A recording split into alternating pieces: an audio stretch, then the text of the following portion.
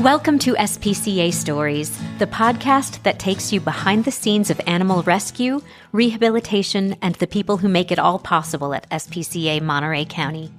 If you are new to us, welcome. If you've been here before, welcome back. I'm Dawn Fenton, SPCA Monterey County Content and Education Manager, and we are coming to you from the SPCA Monterey County Claire Jacobson Learning Center in stunning Salinas, California. This episode, we're joined by Bonnie Logue, SPCA Monterey County's Behavior and Training Manager. Bonnie oversees the behavior side of our TLC program, that's treatment, learning, and compassion, helping shelter pets build confidence, learn new skills, and prepare for brighter futures.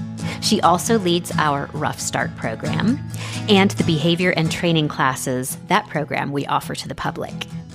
From shy dogs learning to trust again to energetic puppies discovering how to navigate the world, Bonnie and her team work every day to strengthen the bond between people and animals. In this episode, we'll talk about the behavior and training programs at SPCA Monterey County and how training can truly change lives for both pets and the people who love them.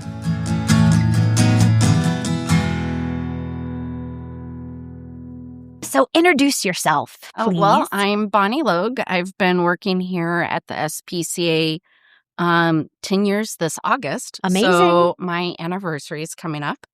I've been working in the animal field, whether it was pet sitting, pet stores, or whatever it was, for 30 years now. But I've been in the animal sheltering industry for 20 years.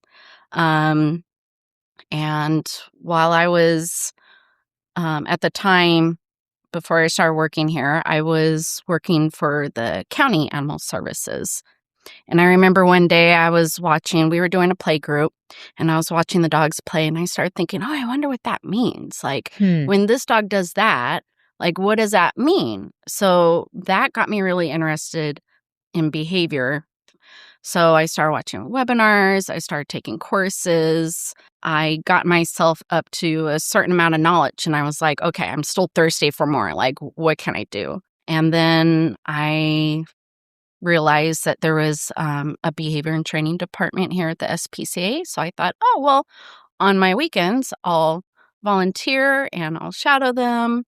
And that ended up turning into me getting a job here. Sometimes that happens, right? Yeah. And then just over time, I just went up the ladder and still growing in this line of work. That's one of the fun things about working in this industry and behaviors, that new stuff is always coming out. So we're constantly learning and trying to stay ahead of the game. Wow. So things are always changing. Oh, yeah. I'm sure. Yeah. I'm sure that theories... First of all, before I go much further, What is your title? I'm a behavior and training manager here at the SPCA. Okay. And here at the SPCA, we are positive reinforcement trainers. So what is positive reinforcement training? Positive reinforcement training is letting the dog know what they did right. We could start going into, telling dogs no and such. But how will a dog know what to do? Yeah, sure, they know, okay, I can no longer do that in the future, but what is it do you want me to do instead? So positive reinforcement, we like to focus more on what the dog is doing right, in other words. And here at the SPCA, we do quote-unquote obedience training. We like to call it teaching manners, but what sets us apart here from other training facilities in the area is we like to focus mostly on behavior. That's what really fascinates us here. Well, positive reinforcement makes so much sense, too. Just the words make so much sense. It's like, so the dog did something right. And maybe if you give it positive reinforcement, it will continue to do that excellent behavior or that thing that you want them to do. It works on humans, too. It does. So that's you why did a good job, so you get a raise. Yes. Or you get candy or you donuts once a month or something. That makes a lot of sense. Yeah. So, yes, that makes a lot of sense. And I started to say before, I'm sure things change, like different theories and philosophies and all of that. So how is this a new positive reinforcement? Is it a new-ish? No, it's been around for a while. I can't get too techie because I'm not sure how long, but I do know that, like Karen Pryor, for example, she was a pioneer in clicker training, and she wrote a book in the 80s, and she really opened up the door for a lot of people who want to start moving towards that direction, because originally her background was clicker training dolphins. So if we do that with zoo animals, why can't we do that with our pets? That makes sense. Yeah. That is incredible. That's incredible. And if they could do, positive reinforcement, teach them cooperative care skills such as, we need to give you your shot or we need to look in your mouth. How do you do that without getting eaten? So these are some of the same concepts. So positive reinforcement training has grown more because we try to model zoo training. Interesting. Yeah. That is so interesting. Well, I have to ask before we get too much into what your department does here. You guys do so much here. It's crazy. It's incredible. But I want to know, did you always know you wanted to work with animals? Oh, as far as I can remember, back in the days when there was something called encyclopedias. Oh, those. Yes, I remember those. I do remember those. History lesson time, everybody. Yeah. I remember being like 6 years old, and I had the D section of encyclopedia, and I remember studying all the breeds in the encyclopedia book. And and I didn't know like what kind of animal jobs were out there. I knew a veterinarian, so I said, "Oh, I want to become a veterinarian." Obviously, I didn't go that route. But so it was something that's always been a passion of mine. But as I, continue working with animals and discovering new things, and when something grabs my interest, I try to go more towards that.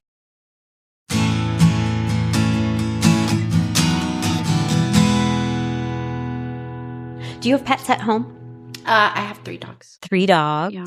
Tell me about them. Tell us about them. I have JJ, who's a little Min Pin Chihuahua mix. He's the boss of the group. He's now 12. Then I have Bailey. She's a 9-year-old Great Pyrenees.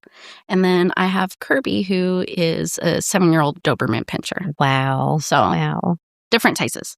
So is it like, so when you're home, I always wonder if kids who have parents who are teachers, if they are always being taught, when they're at home by their parents. I am so tired by the time I get home. Like, mama's got to get a little bit motivated before we start working on something. But it's usually like if I'm working on training, I follow the same philosophy that I teach my clients, that you don't have to train them for a couple of hours a day. It becomes too much of a chore. For you, it becomes a chore for the dog. Nobody's having fun. And then once you stop having fun, you're no longer going to learn. So, just keeping it brief, fun, a couple minutes, a few times a day. That's really all you need. And you want your dog to come back asking for more. Like, when do we get to train again? Fun. Yeah. So that it's fun for everyone. Back to that positive reinforcement idea, I guess. Yeah. We want to keep it short, brief, and just fun.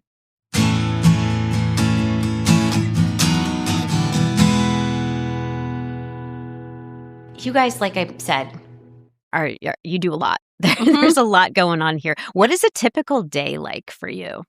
I know it probably is different. Like I'm juggling different plates.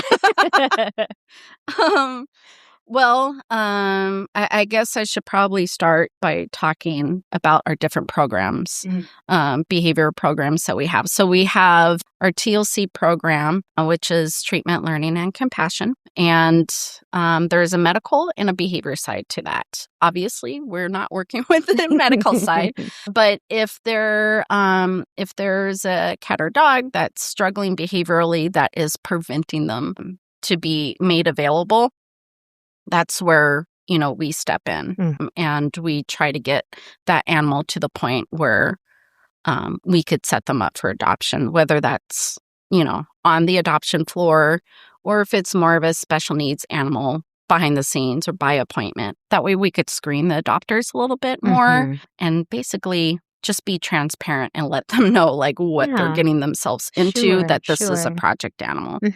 So that's a little bit about TLC. Then we have our Ruff Start program, which is a little bit similar, where we grab at-risk dogs and we pair them up with handlers at the Salinas Valley State Prison. So these dogs will stay with their inmate handlers 24/7 for about 2 months. And some of the things that they'll work on down there, which helps us here, is I love sending dogs down there that need more help being comfortable with handling. That requires more time. And unfortunately, in our TLC program, we have so many dogs that we got to work with. On average in TLC, my team is working with a couple of cats and 14, 15 dogs. So with 3 full-time TLC trainers, they just don't have the time for that. So since that's more time consuming, those are dogs that I love sending down there, and they could help those dogs. And they have nothing but time. They have nothing but time. Inmate trainers. They're sleeping.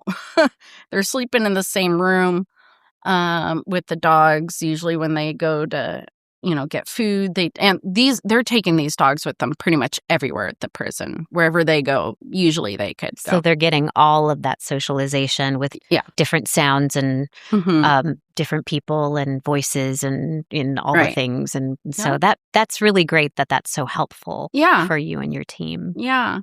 So Ruff Start and TLC, I make sure they work closely together, just because those 2 behavior programs really complement one another. There's been so many times that, in TLC, we get them to a certain point, and then we send them to Ruff Start, or for some reason or another, a dog needs to come back from Ruff Start, but it's not quite there to be made available, so then we put it in TLC.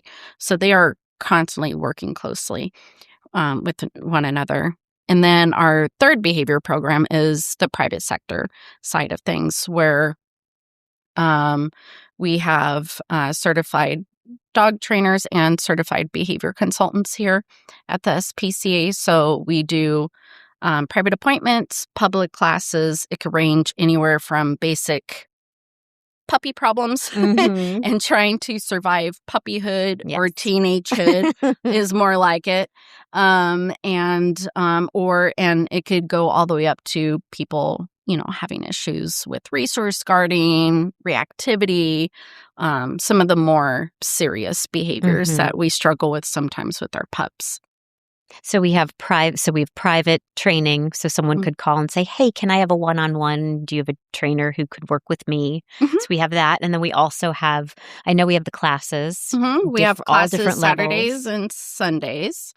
And I should mention that Gina, who is one of our behavior consultants, she also works with cats too. So if anybody has issues with cats, she's your lady. Incredible. Yeah. Incredible. I have had several dogs over the years that I've Mhm. been working here that have gone through the classes, and you guys are all wonderful. Thank You're you. all wonderful. I cannot say enough. I tell everyone I know, if you Yeah. need a behavior or even just to talk to somebody about Yeah. something. Mhm. I'll often have friends ask me, and I'm like, "Oh gosh, you have to call Bonnie and Wendy, and Mhm. they can probably get an idea of how to help you or where Mhm. what you should do next." Yeah. And so I really appreciate your expertise, Oh, thank and you. I appreciate how much you and your team care so much about the animals that come into Absolutely. us. Yeah. I mean, So, that's why we're here. mhm, We want all the stories to have a positive outcome. Um, and when they don't, that could be very hard. mhm, Whether it's a shelter animal or, a private, or a client's animal. But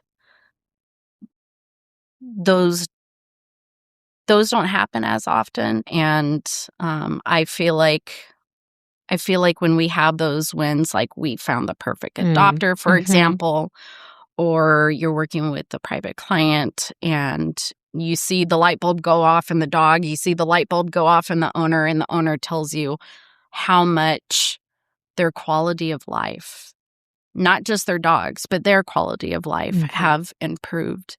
And for me, that's what, keeps me going personally and going forward, mhm, are those win moments. mhm. Yeah.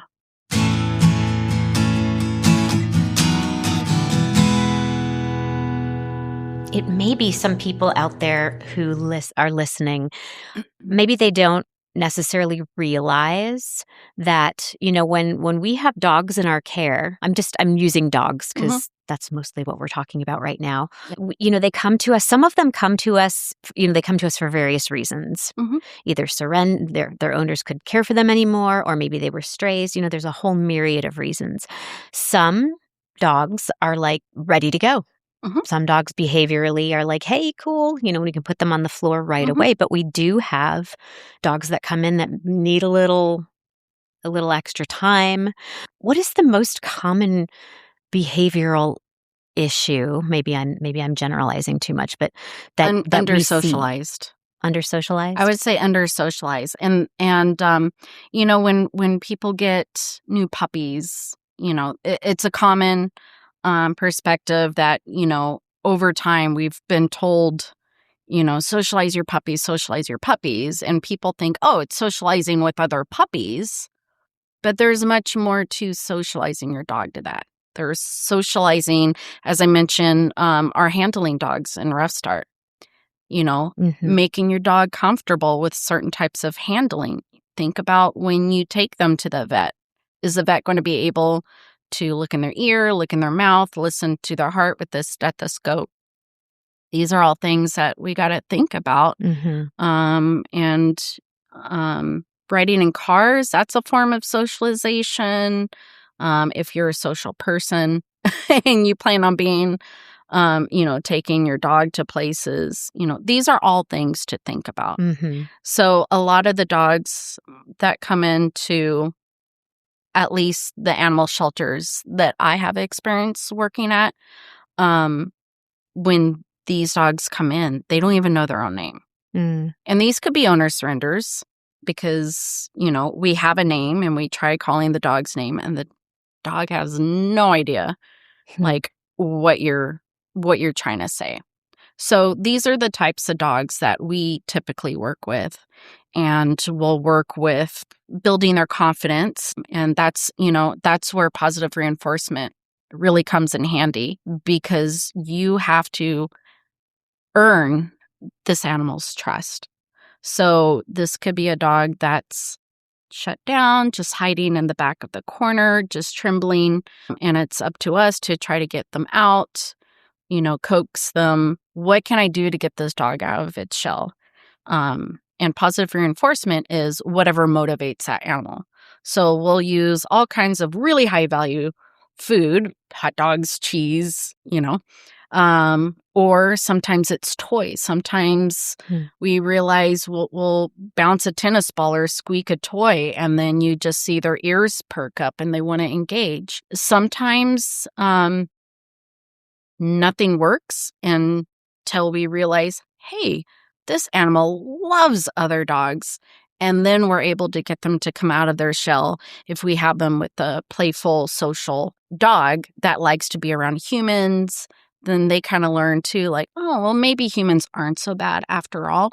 So it's finding something that really motivates them. And then once we have some of their trust, then we could work on building confidence and get them to the point where we can make them available. So you kind of you have to try different things. Oh, yeah. Because every dog is different. We have to constantly think outside the box. Mm-hmm. Have we tried this? Have we tried that? We're constantly checking in with one another. What have we tried? What have we not tried? And, when we have multiple people, when we're all collaborating with one another, that's how you start bouncing off ideas and start coming up with some ideas. And sometimes they work and sometimes they don't. So, fantastic. Yeah. It's amazing to watch you guys at work.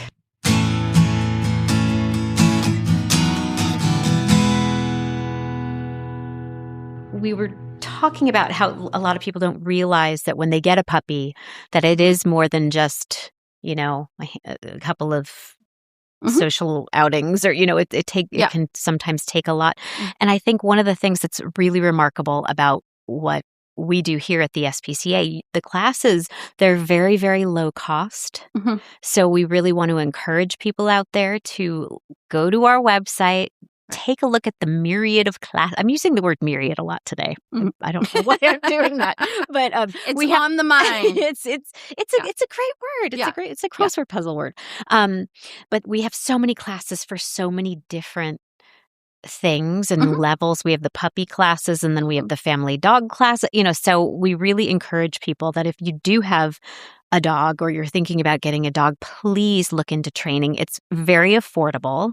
It's incredibly affordable. You've got an incredible staff to work with. Very knowledgeable staff. Very knowledgeable and wanting to get to the bottom of things. I know this about you guys too, because I have a dog at home that's got she's interesting. Right. And you and Wendy, one of our other wonderful trainers, who I'm going to have on one of these days, you both were so kind when we were working through some issues with our dog, Birdie. And we really appreciated how much you cared and you've thought about things and emailed us out of the blue saying, hey, well, what about, so just these are the best people. Yeah. I'm telling you, listeners out there, if, our trainers are amazing. Well, like I said, it's all about, we not only think about the quality of life that the animals have, but it's really important to think about their humans as well. It's not, being in this line of work is not just about working with animals. There's a lot of working with people as well. So, helping them make that connection, building or help rebuild their relationship is very important for us, because we want these animals to stay in their homes with their people who love them. And if there's anything that we could do to help that, then we want to be there for them.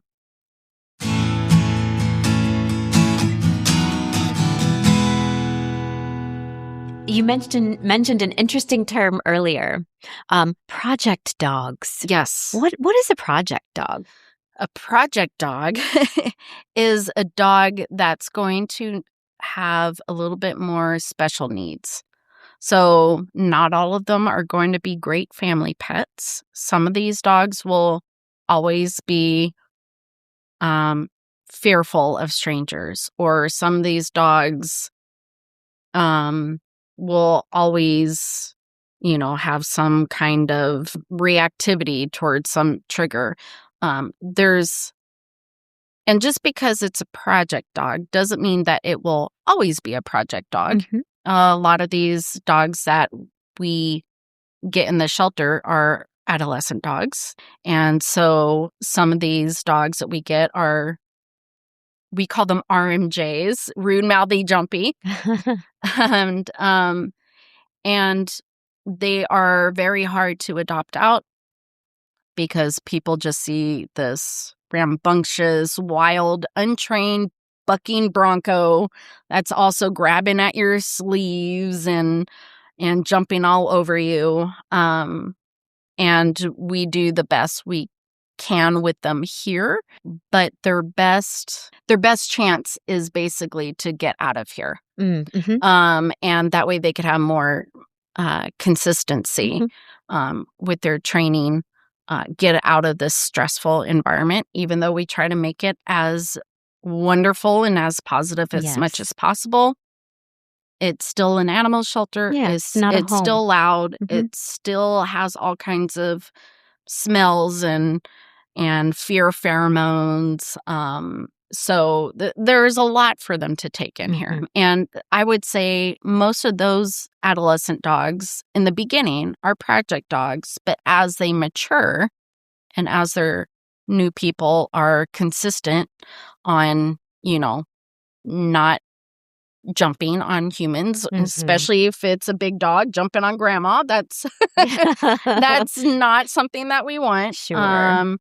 But these are behaviors that in the beginning they're project dogs, but they'll eventually age out of that. So project dogs could be a couple of different things, but typically not the real friendly family dog that just wants to hang out on the couch with you. And I think it's amazing. And by the way, that's kind of my speed. I think it's amazing that you are able to, and that it's important that we call attention to that, because we want the adopters that come in, we want them to know, that this is what we've been working with, and this isn't, this dog may take a little more time.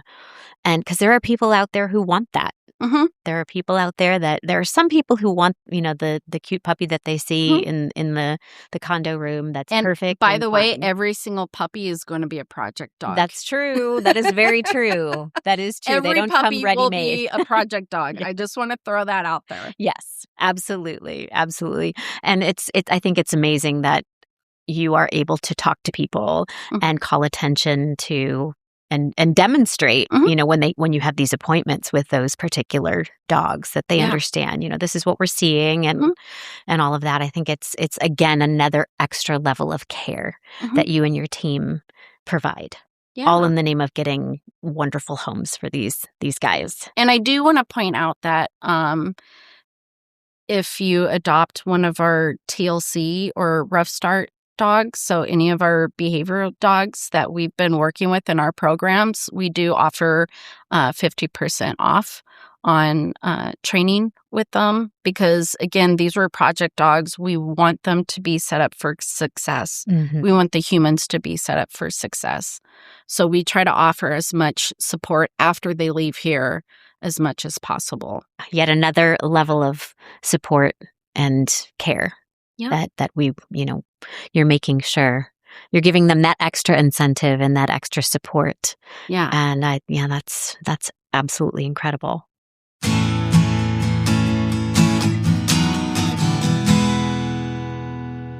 Cats. Yes. What are some of the things that we see in cats that... Here, it's usually fearfulness, but I would like to point out one of our most recent successful stories was a couple of cats that came in, and one of them, originally they were kind of on the shy side. One of them was adopted and returned the next day for litter box issues. And that same day, I had noticed that the other one that did not get adopted, he wasn't using his litter box. So we looked up the history, and apparently their history was they had always been not so good with their litter box. They had a history of spraying. A little background, I guess it was multiple cat household, and none of them were altered. So there was a lot of stress in the household. There were little kids in the household. And what a lot of people don't understand, that sometimes it could be medical when cats are not using their litter box, but a lot of times it could also be stress related. And at this point, these cats, their whole lives, I want to say they're about 2 now, but up till recently, that's just what they did. So when we noticed that, the TLC team got proactive, and we made sure that we cleaned down the room really good with some enzyme cleaner. We changed their litter because that's something that could affect a cat as well. And we wanted to make sure that we also had extra litter boxes in there. And after a while, we also had put a pheromone in there for them to help calm them down. And after just a few days to a week, we already noticed that they began using their litter boxes and their stress overall, their body language and their stress. They became more outgoing. They began using their litter boxes. They've since both been adopted together this time. Oh. And the last we heard, it was going really well, and they were no longer spraying. So that's just a wonderful example. If it wasn't for the TLC program, these cats wouldn't have been able to get the help that they needed and then be adopted.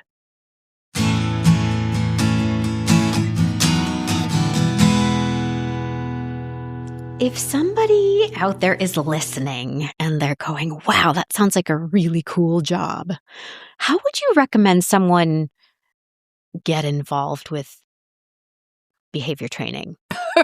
There's many different ways sure. to get in this line of work, but I have always found, and what I have tried to encourage new inspiring trainers is either volunteer as a dog walker at an animal shelter or get a job as an animal care technician. You will be exposed to so many types of breeds, temperaments, personalities. You will be exposed to so much because, in some dog trainer worlds, depending on what you're working with, sometimes you get very limited to specific breeds over and over again, versus, again, at an animal shelter, you're going to be working with a variety of breeds. Absolutely.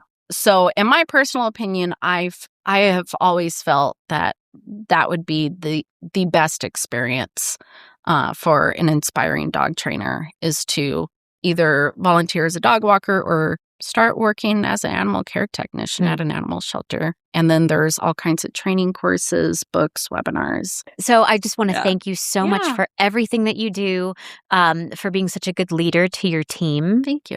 And we appreciate your talent, and I appreciate your time. Yeah. And so thank you so much. Yeah. SPC, woo.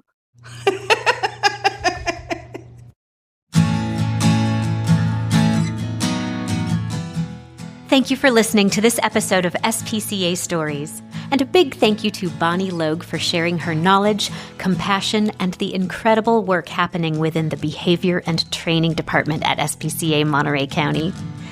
Every day, Bonnie and her team help animals feel safer, more confident, and more understood. Whether it's helping a shelter pet find a home, supporting adopters through training, or giving families the tools they need to succeed together, this work changes lives in lasting ways.